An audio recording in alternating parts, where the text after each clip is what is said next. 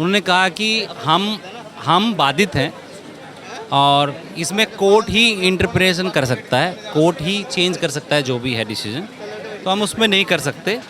पर mostly demands कुछ उन्होंने फेवर में किया दिया, जैसे री एग्ज़ाम कर दिया उन्होंने, जो बच्चे फेल हो गए उनके लिए एक री एग्ज़ाम रखा है ताकि, और दूसरी फ़ीस कम कर दी है, तो ये और थोड़ा पेपर को थोड़ा सा लिबरेज कर दिया है, ये थोड़ा सा वेटेज कह सकता हूँ। बाकी अगर मैं कहूँ जो मेरे बच्चे यहाँ पे जिस चीज़ के लिए रुके हुए थे, जिस चीज़ के लिए डटे हुए थे, वो मेन चीज़ नहीं मिली जिसके लिए हम सब लोग प्रयास कर रहे थे, और उसके लिए मैं दुखी भी हूँ। और पर मजबूरन ये कॉल मेरा नहीं था, ये कॉल मेरे सभी बच्चों का था।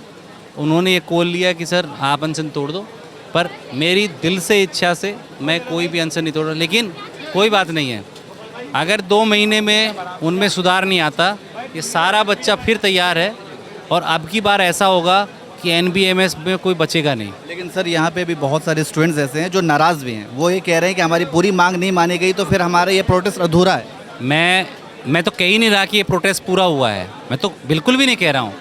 मेरा स्टेटमेंट अगर आप सुन रहे हैं तो मेरा स्टेटमेंट तो यही है, और मैं बच्चों की भावनाओं की पूरी कदर करता हूँ, और मैं खुद कह रहा हूँ ये बात कि बच्चों के अकॉर्डिंग पूरी डिमांड नहीं हुई, क्योंकि बच्चा जिस चीज़ के लिए बैठा हुआ था, जिस चीज़ के लिए आ रहा था, बच्चे को कंपनसेशन की बात करें थे, और हम शुरू से ही हमारा मेन पॉइंट क्या था, कंपनसेशन, वो मेन पॉइंट ही पूरा नहीं हो पाया।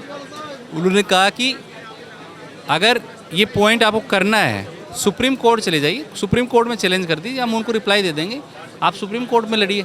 अब मैं सुप्रीम कोर्ट के चक्कर में बच्चों को तो वेट नहीं करा सकता, क्योंकि उन्होंने एक एग्ज़ाम नेक्स्ट कर दिया, उस एग्ज़ाम का वो वेट कर रहे हैं। और मैं तो ये कहूँगा कि मैं अगले साल तक नेक्स्ट एग्ज़ाम करा के रहूँगा, ये तो चल ही रहा है, 100% नेक्स्ट एग्ज़ाम कराऊँगा, और उसके लिए मैं इन पे जितना भी प्रेशर बना सकता हूँ उतना बनाऊँगा। अगले साल नेक्स्ट साल होना चाहिए।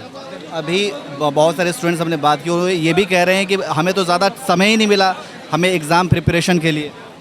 देखो, समय नहीं मिला, मैं मानता हूँ, लेकिन बहुत सारे बच्चे जो तैयार हैं पढ़ाई भी कर रहे थे, ऐसा नहीं कि बच्चे पढ़ाई नहीं कर रहे थे, और मेरे बच्चे इतने कैपेबल हैं कि 2 महीने में वो बहुत तैयारी कर लेंगे, क्योंकि लास्ट के 2 महीने बहुत होते हैं बच्चों को बहुत अच्छे से, क्योंकि ये बच्चा वो है, ब्रेव बच्चा है, ये तैयारी किया हुआ है। मान लिया कि 2 महीने में थोड़ा डिस्टर्ब रहा, क्योंकि हमने भी काफ़ी इन बच्चों के लिए प्रोटेस्ट और इन ऑल करने की कोशिश की, तो वो चीज़ें हुई हैं, लेकिन ये बच्चा कर लेगा। अगर इस एग्ज़ाम में 1% कहीं भी रिज़ल्ट अच्छा नहीं आता है और अप टू मार्क नहीं आता, मैं मान लेता हूँ अगर 40% रिज़ल्ट आ जाता है टोटल ओवरऑल, तो बहुत बड़ी विक्ट्री है, और बच्चों को फिर 2 महीने 3 महीने में फिर दोबारा से एग्ज़ाम और देने को मिलेगा, जिसमें वो तैयारी, क्योंकि ये एग्ज़ाम मल्टीपल हो गया है देने के। एक आखिरी सवाल सर, मुख्य जो मांग थी आप लोगों की कंपनसेशन की थी, इसके अलावा जो मांगे पूरी हुई हैं वो कौन कौन?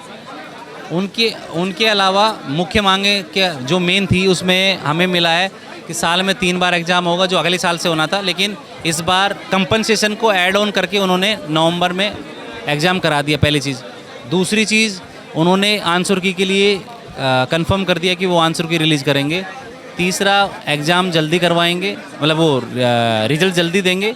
चौथा पॉइंट, उन्होंने कहा कि एग्ज़ाम सेंटर्स की कंडीशन अच्छी रहेंगी। 5वां पॉइंट, एग्ज़ाम की जो फ़ीस है वो कम कर दी जाएगी। तो ये आज आप लोग अपना प्रोटेस्ट ख़त्म कर रहे हैं? हाँ, ऑफिशियली, क्योंकि बच्चों की इच्छा है, मेरी इच्छा है। ऑफिशियली आप लोग ख़त्म?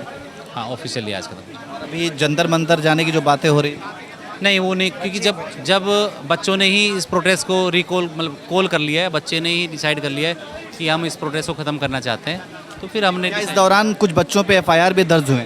नहीं, SHO ने आश्वासन दिया है कम्प्लीटली कि जब से हमने यहाँ बैठे हैं तब से लेके अभी तक जो भी ये बच्चे इन्वॉल्व थे या तमाम चीज़ें थी, वो जो है किसी बच्चे पे FIR नहीं होगी, मतलब हम पे भी नहीं होगी। तो उन्होंने आश्वासन दिए है, इवन वो रिटर्न में देने के लिए भी तैयार है, और सभी के पास वीडियो रिकॉर्ड है, तो मुझे नहीं लगता कि वो इतनी बड़ी गलती करेंगे इन बच्चों की। धन्यवाद।